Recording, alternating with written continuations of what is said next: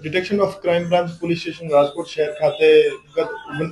29/3/2026 રોજ એક 316(5) અને 3(5) એટલે કે ગુનાહિત વિશ્વાસઘાત તેમજ જીપીઆઈડી એક્ટ મુજબનો ગુનો દાખલ થયેલ હતો. એમાં ગુનામાં હકીકત એવી હતી કે મિશા ઇન્વેસ્ટમેન્ટ નામની પેઢી જે દુબઈ ખાતે રજીસ્ટર્ડ હતી, એમાં ઇન્વેસ્ટમેન્ટના નામે લોકો પાસેથી પૈસા ભેગા કરવામાં આવેલ હતા અને પછી એને ઊંચો વળતર આપવાની લાલચ આપી પૈસા લઈને આરોપી નાહી ગયા હતા. તો એમાં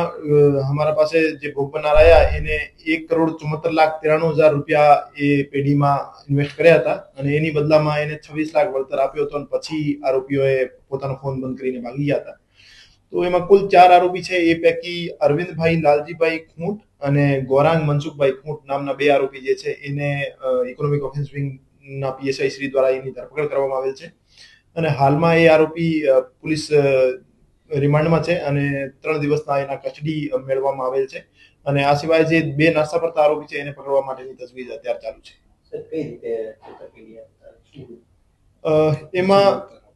એમાં એક મિશા ઇન્વેસ્ટમેન્ટ નામની એક પેઢી હતી જે દુબઈ ખાતે રજીસ્ટર્ડ હતી. એમાં ઇન્વેસ્ટમેન્ટ કરશો તો તમને ઊંચો વળતર મળશે અને એને મંથલી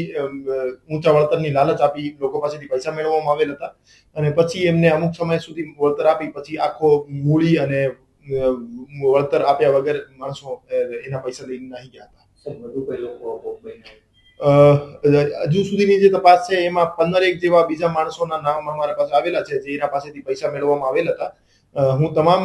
જાહેર જનતાને અપીલ કરવા માંગુ છું કે મિશા ઇન્વેસ્ટમેન્ટ નામની પેઢીના નામે તમારા સાથે પણ કોઈ છેતરપિંડી અથવા ઊંચા વળતરની લાલચ આપી પૈસા મેળવવામાં આવેલ હોય તો આપ તાત્કાલિક રાજકોટ આર્થિક ગુના નિવારણ શાખાનો સંપર્ક કરો અને એમને હું સાહિત્ય તરીકે આપણે એડ કરી અને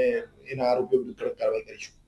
રિમાન્ડ દરમિયાન કેટલી બાબતો અંગે તપાસ કરવામાં આવશે અને છેતરપિંડીનું જે આગ છે તે ક્યાં સુધી પહોંચી શકે તેવું લાગે છે?